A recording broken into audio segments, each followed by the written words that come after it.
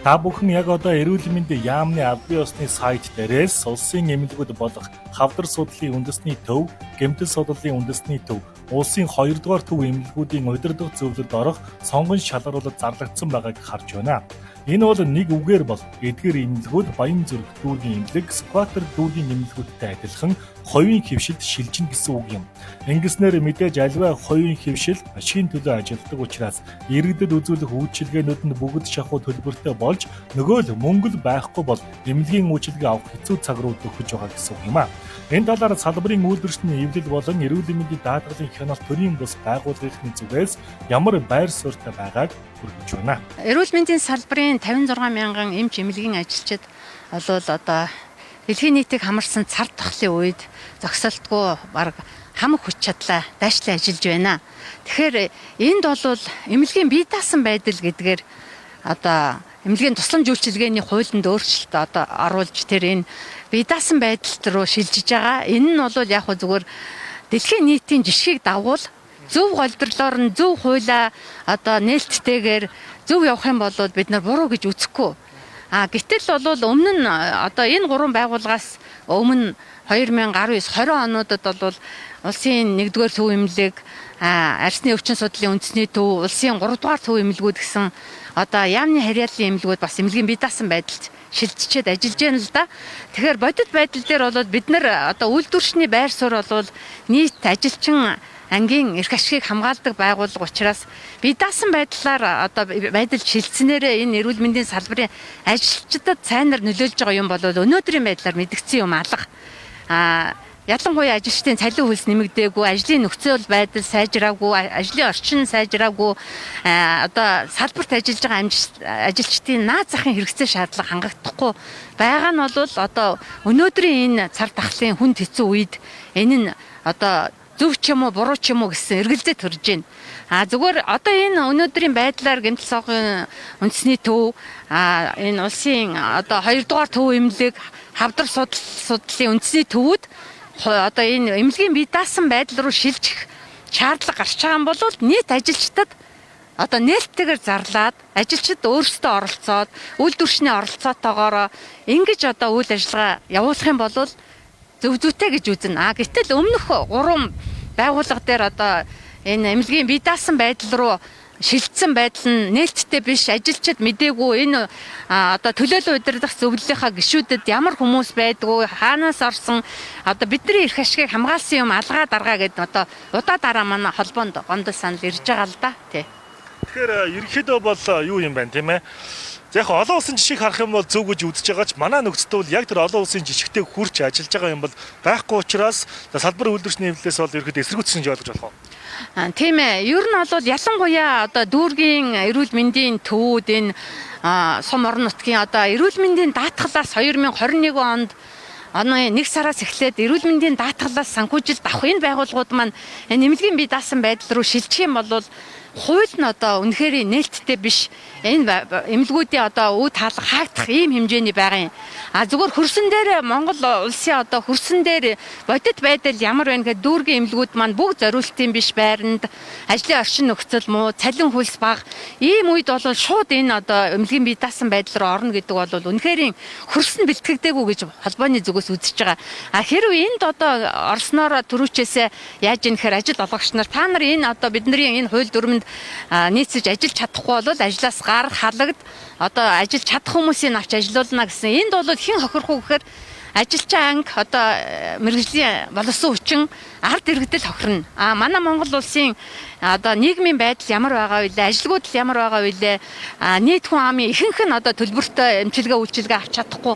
Ийм үед бол үйлдвэрчин одоо энийг ядаж энэ цар тахлын үед сайн энийгээ одоо судалж шинжилээд цар тахал гайгүй болсон үед нээлттэйгээр одоо оруулахад бол бид нар татгалзах юм алга тийм. Энэ сонгогчлагуулалт зарлж байгаа менежментийн хөгжил нэрээр их гоё сайхан нэрлээд одоо хөгжилж байгаа энэ байдлыг бол одоогоор цаг хугацаанд болоогүй байгаа гэж харж байгаа.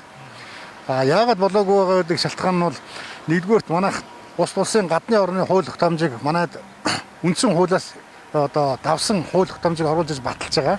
Энэ баталсан хууль нь болохоор эрүүл мэндийн тусламж үйлчилгээний тухай хуулийн 15 дугаар зүйлд төрийн болон орон нутгийн эмнэлгийг хөгжлөх тухай гэдэг оролцсон бүх бүтэн бүлэг байгаа.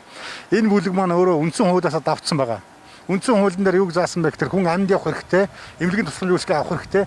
Үндсэн хуулиас давсан тогтоол шийдвэр гаргасан хууль батлах тийм боломжгүй гэж гаргацсан байдаг. Энэ үндсэн хуулиас маань давсан хууль гаргацсан байгаа нь болохоор өөрөө энэ хууль хэрэгжих боломжгүй юм байгаа. Яагаад би энэ хэрэгжих боломжгүй вэ гэхээр шалтгаануудыг нэг ганц нэг үгээр тайлбарж өгье. Энэ дээр бол нэгдүгээрт улсын тов эмнэлгүүд маань бол татвар төлөгчдийн мөнгөөр баригдсан. Анх тийм ээ. Анх бол тийм. Тэгээ энэ бол төрийн өмчийн газар. Одоо үл хөдлөх хөрөнгө эмнэлгийн тоног төхөөрөмжийг бол шинчилсэн, сайжруулсан ийм байгаа зүйлийг хуучин дансныхын аргаар нь маш хямдхан аваад эргүүлээд одоо банкнд тавьдаг юм уу те. Хөрөнгө оруулсан нэрээр зээл тавиад энийг эргүүлээд одоо эрүүл мэндийн даатгын сангаас байнгын санхүүжилт аваад эргүүлээд нөх. Тэгээ тэрийг хэдэн хүмүүс ховчилж аваад одоо ашигын төлөө үйл ажиллагаа явуулах гэж байгааг нь бол нэгдүгээр эсэргүүцэж байгаа. Энэ хоёрдугаарт бол улс төрийн оролцоо энэ салбарт орж ирэхлээр эмнэлгийн удирдлагыг томилдог болчих юм бол одоо эрүүл мэндийн салбарын нэгдсэн бодлого зохицуулт ерөөсөй байхгүй болно. Ягаад бол хувьд шилжчихлээр ашигын төлөө үйл ажиллагаа явуулдаг болчихно. Гуравдугаарт нь бол эмнэлгийн удирдлага даргаыг бол одоо өөрсдийнх нь эмнэлгийн зөвлөлөөс нь эмчнэр нь өөрсдөө сонгох тийм зохицуултгүй болчих юм бол мэрэгжлийн цэг баримжаа буюу улсын нэгдсэн бодлогыг хэрэгжүүлэх тийм бодлого байхгүй болчихно. Дөрөвдүгээрт нь эрүүл мэндийн яам эмнэлгийн удирдлагуудыг дарга нарыг сонгох одоо боломжгүй. Одоо эмнэлгийн ажилчид нь өөрсдөө дотороо сонгох боломжгүй болох юм бол одоо биднэрт ингээд нүүрлээд байгаа цар тахал гэдэг юм уу олон нийтийг хамарсан, улсыг хамарсан энэ өвчин зовлон тохиолдсон нөхцөл дээр хувийн эмнэлгүүдийг дайшлахад зөвхөн төлбөр төлсөн үйлдэл үйлчлэгээ үзүүлдэг улсын нэгдсэн бодлогоор үйлчлэгээ үзүүлэх тийм хууль эрх зүйн боломж байхгүй болчихж байгаа. Тийм боломжгүй болчихж байгаа. Тийм. Тэр чинь хувийн өмчөд халдж байгаа тэр байгууллага эрх шигийг хөндөх шаардлага гарч ирнэ. Ер нь бол манайх хөгжилж үтсэн. Баянзүрх дүүргийн эмнэлгийг хөгжилж үтсэн. Сүхбаатар дүүргийн эмнэлгийг хөгжилж үтсэн. Хоёрдугаар амарч газрыг хөгжилж үтсэн. Менежментийн хөгжлөнээр нэг хувийн хүмүүст очсон мөртлөө одоо тэр тухайн эмнэлэгт ажиллаж байгаа эмч ажиллаж байгаа цалин хөнс нийгмийн асуудлыг шийдвэрлэж чадахгүй байгаа. Хэсэг бүлэг хүмүүсийн хувьдаа өмчтэй болсон. Дээрээс нь дахиад улсын их хурлын гишүүд нь өөрсдөө улсын төсвөөс 300 орцоо эмнэлэг Баянзүрх дүүргийн дүүрэгт ингээ барихгүй бол хүн амын нектар гიშлээ. Одоо улсын төсвөөс гаргаж тагч мөнгө төсүүлж хагаад улсын эмнэлэг барья гэсэн иймэрхүү байр суурьтай явж байгаа нь өөрөө манайд нэгдүгээр иргэдэн эрүүл мэндийн боловсрол байхгүй, хоёрдугаарт нь эрүүл мэндийн тогтолцоо үзүүлж байгаа эмнэлгийн байгууллага буюу эрүүл мэндийн яам эмнэлгийн хэдэн дарга нар маань өөрсдөө энийг нөгөө бизнес гэдгийг илүү хэтэрхий их төлөхөө анхаарад ашиг бол арга хэрэгсэл болгох гээд байгаа нь манай суурин дээр хэрэгжих боломж байхгүй одоохондоо болоогүй маа. Энэ хуулийг хэрэгжүүлэхийг нэг бол хуулийн төслөөс нь авч хаях хэрэгтэй, нэг бол хойшлуулах хэрэгтэй. Хэрвээ бид нар өөрсдөө эрүүл мэндийн боловсролтой болоод бодлого боловсруулдаг, өөрсдийнхөө улсад хуулиа зөв хэрэгжүүлдэг болоод хүн биш хууль засаглдаг болчих юм бол энэ хуулийг бол хэрэгжүүлээд менежмент сайжруулна гэж ярьж болно. Тэр нөхцөл байдал нь одоо өнөөдөр Монголд бүрдээгүй байна. 2021 оны 6 дугаар сарын 16-ны хүртэл сонгон шалгаруултыг зарласан байна. Яагаад болохгүй вэ гэдэг шалтгааны тухайд нэгдүгээр татвар төлөгчдийн хөрөнгөөр баригдсан төрийн өмчийн газар, үйл хөдлөх хөрөнгө, эмнэлгийн тоног төхөөрөмжийг тухайн үеийнх нь ханшаар ховчлох нэрээр авч болохгүй.